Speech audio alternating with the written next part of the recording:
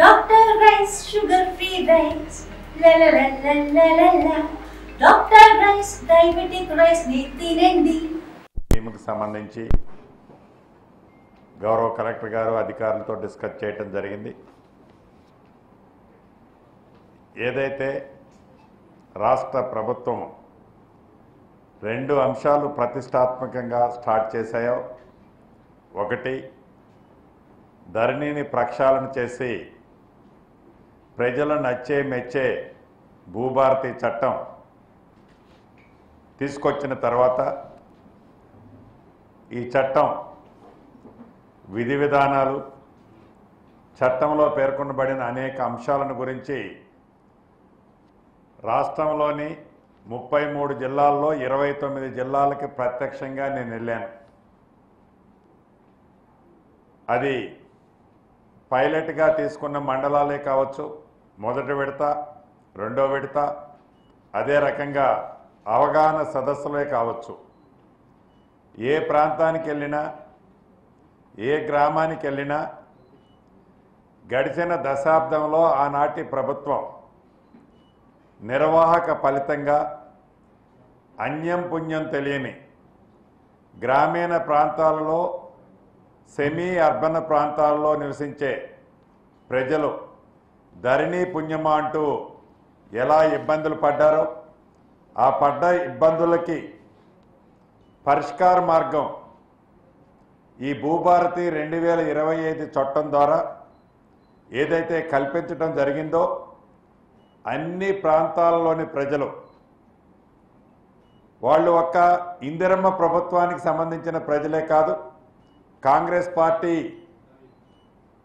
పార్టీని అభిమానించే నాయకులే కాదు, అన్ని ప్రాంతంలో అన్ని పార్టీలకు సంబంధించిన భూములున్న ఆసాములు, రైతులు చాలా హ్యాపీగా ఈ భూభారతి చట్టం మీద, దానిలో పేర్కొనబడిన అంశాల మీద చాలా స్పష్టంగా కనిపించింది నాకు ప్రత్యక్షంగా నేను వెళ్ళినప్పుడు.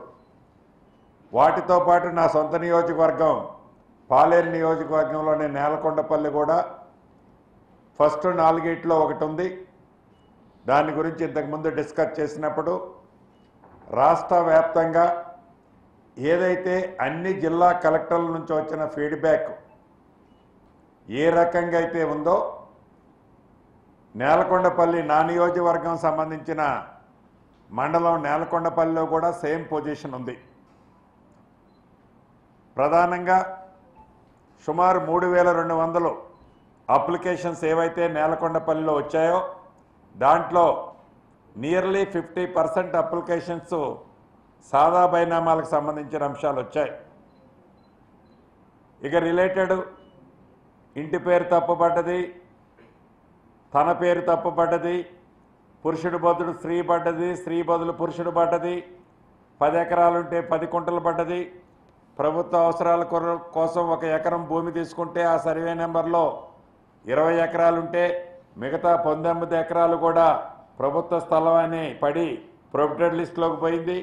ఇటువంటి అంశాలు, వీటితో పాటు కానిగిట్ల పంచాయతీలు, వీటితో పాటు కొన్ని ఆర్ఎస్ఆర్ ఎక్సెస్ ల్యాండ్ వచ్చినాయి అన్నది, మరికొన్ని అసైన్డ్ భూములు గడిచిన కొన్ని దశాబ్దాల నుంచి పేదవాళ్ళు ఏదైతే సాగు చేసుకుంటున్నారో ఆ అసైన్డ్ భూములు నివసించడానికి యోగ్యం లేకుండా వ్యవసాయానికి ఉపయోగపడే అటువంటి అసైన్స్ ల్యాండ్లు కూడా పేదవాళ్ళకి మన ఇందిరమ్మ ప్రభుత్వంలో ఇవ్వాలని గౌరవ ముఖ్యమంత్రి రేవంత్ రెడ్డి గారి ఆలోచన కానీ కేబినెట్ ఆలోచన కూడా ఉంది. దానికి సంబంధించిన డేటాని కూడా అన్ని జిల్లా కలెక్టర్లకు ఇంతకుముందే చెప్పాం. ఇప్పుడు కూడా ఖమ్మం జిల్లా కలెక్టర్ గారికి కూడా ఆదేశాలు ఇవ్వటం జరిగింది. ఆ లిస్ట్ వచ్చిన దాన్ని బట్టి ఆ పూరెస్ట్ ఆఫ్ ది పూర్ ఎవరైతే అర్హులు ఉన్నారో, సాగులో ఉన్నారో, సాగుకి యోగ్యమైన భూమి ఉందో దాన్ని అసైన్మెంట్ ల్యాండ్ని పట్టాలు కూడా ఇచ్చే కార్యక్రమం చేపట్టబోతుంది ఇందిరమ్మ ప్రభుత్వం. ఎందుకంటే ఆనాడు శ్రీమతి ఇందిరాగాంధీ గారు ప్రధానమంత్రిగా ఉన్నప్పుడు ఆనాటి ఉమ్మడి ఆంధ్రప్రదేశ్లో ఇప్పుడు తెలంగాణ రాష్ట్రంలో సుమారు 25 లక్షల ఎకరాలు భూమిని పేదవాళ్ళకి అసైన్మెంట్ భూమిని పట్టాలిచ్చిన చరిత్ర ఇందిరమ్మ ప్రభుత్వాన్ని. ఆ దిశలో ఉన్న ఇందిరమ్మ ప్రభుత్వం ఇప్పుడు గౌరవ ముఖ్యమంత్రి రేవంత్ రెడ్డి గారి సూచనలతో తెలంగాణ రాష్ట్రంలో కూడా మొదటి విడత 4 మండలాలు పైలట్గా తీసుకున్న భూభారత్ని ఇంప్లిమెంటేషన్ చేసేది కానివ్వండి, సెకండ్ స్పెల్లో 28 మండలాలని తీసుకున్నాం. అందుట్లో బంపర్ ఆఫరు ఖమ్మం జిల్లాకి ఫస్ట్ స్పెల్లో ఒకటి వచ్చింది. సెకండ్ స్పెల్లో కూడా మధుర నియోజకవర్గంలో బోనకల్లు మండలాన్ని తీసుకున్నాం. సో ఈ 32 మండలాలకు సంబంధించి మొదటి 4, రెండవసారి 28లో కొన్ని, జూన్ 2వ తారీఖు నాటికి ఫస్ట్ 4గిట్లో సాదా బైనామాల అంశం ఆనరబుల్ హైకోర్టు స్టేలో ఉన్న కారణంగా కోర్టు ఓపెన్ అయిన తర్వాత ఆ స్టేని వెకెట్ చేపించి ఆ సాదా బైనామాల అంశాన్ని ఏదైతే ఈ భూభారతి చట్టంలో పెట్టామో దాన్ని పరిష్కరిస్తూ మిగిలిన అంశాలని జూన్ 2వ తారీఖు నాడు ఈ 4 మండలాల్లోని అన్ని అంశాలని పరిష్కరించడం జరుగుద్ది. మిగిలిన 28 జిల్లాల్లోని 28 మండలాలు పైలట్ మండలాలు ఏమైతే ఉన్నాయో ఆ మండలాల్లో వచ్చిన రిక్వెస్టులు మోర్ దాన్ 50% రిప్రజెంటేషన్ని ఆన్ టేబుల్ మీద అయ్యే వాటిని జూన్ 2వ తారీఖు నాడు వాటికి కూడా ఆదేశాలు ఆర్డర్లు ఇవ్వటం జరుగుద్ది. జూన్ 3వ తారీఖు నుంచి రాష్ట్ర వ్యాప్తంగా ఈ భూభారతి చట్టం అన్ని రెవెన్యూ గ్రామాలకి ఎంఆర్ఓ స్థాయి అధికారులు వారి టీం వస్తుంది. జూన్ 3వ తారీఖు నుంచి జూన్ 20వ తారీఖు వరకు ఆ 17 రోజులు రాష్ట్ర వ్యాప్తంగా అన్ని గ్రామాలలో ఉన్న భూ సమస్యలని ఈ చట్టం ద్వారా పరిష్కరించడానికి రెవెన్యూ యంత్రాంగం చిత్తశుద్ధితో రెడీగా ఉన్నది అనేది ఈ వేదిక ద్వారా రాష్ట్ర ప్రజానీకానికి తెలియజేస్తున్నాం. ఇక హౌసింగ్ విషయానికి వస్తే మొదటి విడత ఏదైతే 4.5 లక్షల ఇళ్ళు కార్యక్రమం చేపట్టామో గౌరవ ముఖ్యమంత్రి రేవంత్ రెడ్డి గారి సూచనలు ఆలోచనలకు అనుగుణంగా ఇప్పటికే సుమారు 1,95,000 మంది బెనిఫిషరీస్ని రాష్ట్ర వ్యాప్తంగా అన్ని నియోజకవర్గాల్లో అన్ని గ్రామాల్లో ఫైనల్ చేయటం జరిగింది. రిమైనింగ్ బ్యాలెన్స్ ఉన్న 2,55,000 సుమారు వాటిని కూడా ఈ నెలాఖరులోపు అన్ని ప్రాంతాల్లో ఏ నియోజకవర్గం అయితే 3,500 చొప్పున ఇచ్చామో వాటితో పాటు ఐటీడీఏ ప్రాంతంలో ఉండే గిరిజనులకి అదనంగా ఇవ్వటం జరిగింది. వాటితో పాటు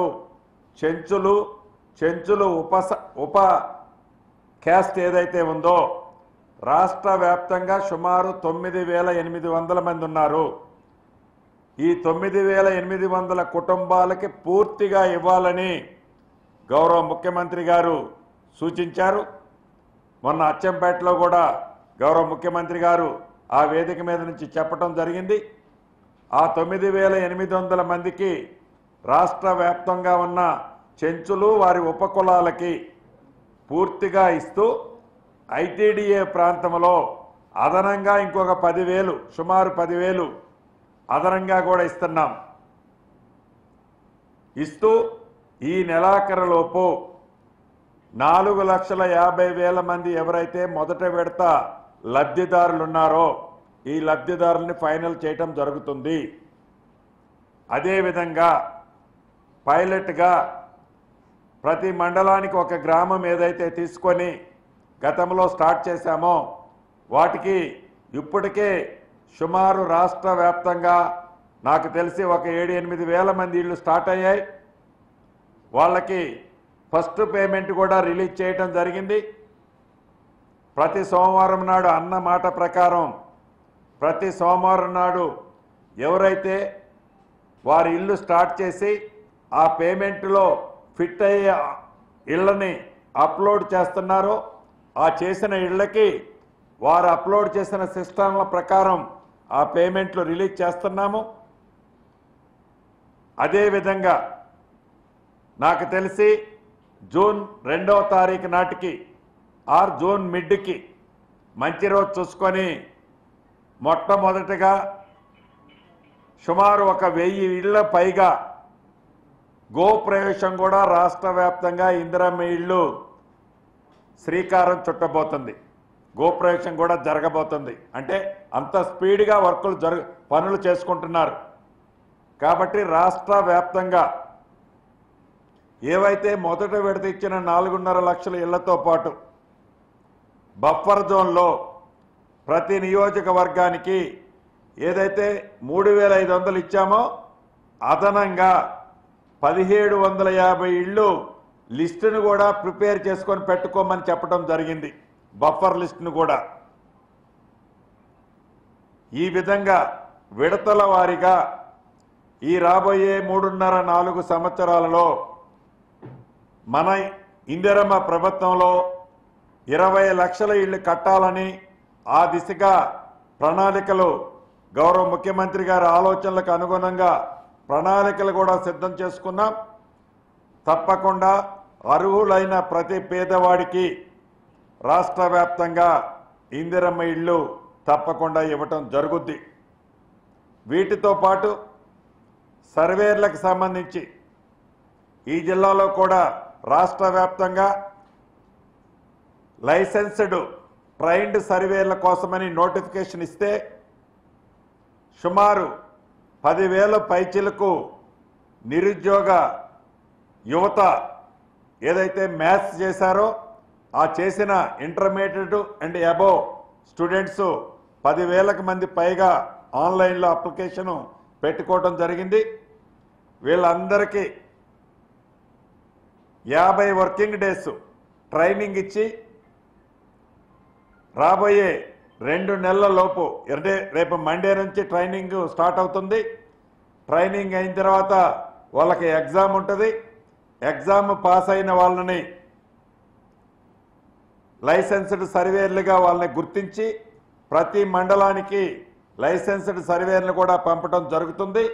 ఉదాహరణకి ఖమ్మం జిల్లాలో 458 మంది అప్లై చేసుకున్నారని గౌరవ కలెక్టర్ గారు ఇంతకుముందు చెప్పారు. ఇలా రాష్ట్ర వ్యాప్తంగా 10,000 మంది పైగా అప్లై చేసుకున్నారు.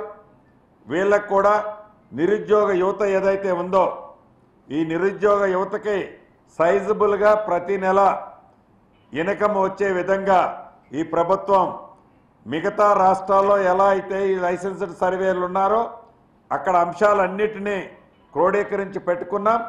అదే పద్ధతిలో ఈ రాష్ట్రంలో కూడా ఈ లైసెన్స్డ్ సర్వేలని ఫైనలైజేషన్ చేయబోతున్నాం. ఆ దిశలోనే ముందుకు పోతున్నాం. ఇక ప్రతి రెవెన్యూ విలేజ్కి ఒక రెవెన్యూ అధికారిని ఇస్తామని చెప్పి చట్టంలో పేర్కొనబడింది. దానికి సంబంధించి కూడా ఈ నెల 27వ తారీఖు నాడు గతంలో విఆర్ఏ విఆర్ఓలు ఎవరైతే ఉన్నారో దాంట్లో ఎవరైతే విల్లింగ్ ఉంటారో ఇంటర్మీడియట్ అండ్ అబోవ్ చదువుకున్న వాళ్ళని అప్లై చేసుకోమంటే సుమారు 6,300 మంది 6,400 మంది అప్లై చేసుకున్నారు. వాళ్ళకు కూడా ఈ నెల 27వ తారీఖు నాడు టెస్ట్ పెడుతున్నాం. నాకు తెలిసి జూన్ 2వ తారీఖు నాడు రాష్ట్ర అవతరణ దినోత్సవం నాడు వారిని కూడా రెవెన్యూ విలేజ్లకి రెవెన్యూ అధికారులుగా ప్రజల సౌకర్యార్థం వాళ్ళని కూడా పంపించాలని ప్రజల కోరిక మేరకు ఈ ప్రభుత్వం నిర్ణయం తీసుకుంది. ఆ దిశలోనే అడుగులేస్తుంది. చివరగా ఒక్కటే, రాష్ట్ర ఆర్థిక పరిస్థితులు బాగలేకపోయినా గత ప్రభుత్వం చేపట్టిన సంక్షేమ కార్యక్రమాలు ఏదీ ఆపకుండా ఎన్నికల ముందు ఇచ్చిన వాగ్దానాలు సంక్షేమ కార్యక్రమాలని పేదవాడికి అందిస్తూ పాత అప్పులు కడుతూ తల తాకట్టు పెట్టైన పేదవాడికి ఇచ్చిన ప్రతి అంశాన్ని కొద్దిగా లేటు కావచ్చు అన్న ప్రతి మాటని చిత్తశుద్ధితో గౌరవ ముఖ్యమంత్రి రేవంత్ రెడ్డి గారి నాయకత్వంలోని మన ప్రభుత్వం పనిచేస్తున్నందుకు మనస్ఫూర్తిగా మీతో పాటు నేను కూడా సంతోషంగా ఉన్నానని తెలుపుకుంటూ సెలవు తీసుకుంటున్నాను. అది మిస్ అయిపోయాను. ఏదైతే ఒక అద్భుతమైన చట్టాన్ని మనం చేసుకున్నాం, ఇంప్లిమెంటేషన్ చేయాల్సింది అధికారులు కాబట్టి ఎక్కడా చిన్న పొరపాటు కూడా జరగకుండా పారదర్శకంగా గ్రామీణ ప్రాంతంలో ఉండే పట్టణ సెమీ అర్బన్ ప్రాంతంలో ఉండే ప్రజానికానికి ఇబ్బంది కలగకుండా ఉండే విధంగా ఈ చట్టాన్ని ఇంప్లిమెంటేషన్ చేయటం కోసం ప్రత్యక్షంగా గ్రౌండ్లోకి నేను వెళ్తున్నాను, మా ప్రిన్సిపల్ సెక్రటరీ, మిగతా మంత్రులు అందరం వెళ్తున్నాం. మాతో పాటు ఒక స్పెషల్ సెల్ను కూడా గౌరవ CCLIలో ఒకటి, రెవెన్యూ మంత్రిగా నా పేషీలో కూడా ఈ కపుల్ ఆఫ్ డేస్లో ఏర్పాటు చేసి టైం టు టైము నా పర్యవేక్షణ కూడా ఉంటుందనేది రాష్ట్ర ప్రజలకి ఇక్కడ నుంచి తెలియజేసుకుంటున్నాను. Thank you.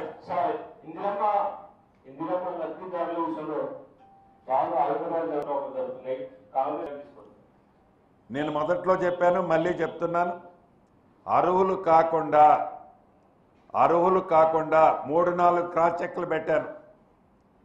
Indiramma committee selection చేసిన తర్వాత గౌరవ కలెక్టర్ గారు గెజిటెడ్ ర్యాంక్ ఆఫీసర్తో ప్రతి ఇంటిని వెట్టింగ్ చేసిన తర్వాత గౌరవ కలెక్టర్ గారు వారి ఆఫీసులో టేబుల్ ముందు కూర్చొని 360 డిగ్రీస్లో వెట్టింగ్ చేసిన తర్వాతనే గౌరవ జిల్లా ఇన్ఛార్జి మంత్రి గారు అప్రూవ్ చేస్తున్నారు. ఎక్కడైనా పొరపాటు జరిగినట్లు ఉంటే మీడియా మిత్రులకు కానీ పౌరులకు కానీ ఏ గ్రామంలోనైనా తప్పు జరిగినట్లు రుజువు చేసి మీరు గనక ఫార్వర్డ్ చేస్తే శాంక్షన్ ఇచ్చిన ఇల్లు ఏ స్థాయిలో ఉన్నా ఆ ఇంటిని యాజ్ ఇట్ ఈజ్గా హోల్డ్ చేస్తాము. కన్సర్ట్ అధికారి ఎవరైతే గెజిటెడ్ అధికారి సర్టిఫై చేశాడో ఆ అధికారిని ఫస్ట్ సస్పెండ్ చేస్తాము. నిజాన్ని నిర్ధారణ అయిన తర్వాత సర్వీస్ నుంచి రిమూవ్ కూడా చేస్తాం. పైలట్ కింద ఒకటి పెద్దపగవరకొండ గ్రామాన్ని డిజిటలైజేషన్ కోసం చేశాం. అదే రకంగా నక్షా కోసం ములుగుమాడు ఎర్రుపాలెం మండలంలో ములుగుమాడు గ్రామం అంటే రాష్ట్రంలో 413 గ్రామాలకి నక్షాలు లేవు. నక్షాలంటే అసలు ఆ భూమి మ్యాపే లేదు. ఈ 413 గ్రామాల్లో 5 గ్రామాలని పైలట్ కింద తీసుకున్నాం. అదే రకంగా ఉన్న నక్షాలని కంప్యూటరైజేషన్ చేసే సిస్టంలో పెద్దకోరకొండ గ్రామాన్ని కూడా తీసుకున్నాం పైలట్ కింద. ఎస్ అంటే సర్వే నెంబర్లు ఏవో ఉన్నాయి కానీ వాటిని స్ట్రీమ్లైన్ చేయడం కోసమే ఇప్పుడు మనం పైలట్ చేసేది. ఈ పైలట్ చేసిన తర్వాత మిగిలిన 408 గ్రామాలని కంప్లీట్ చేస్తాం. Thank you.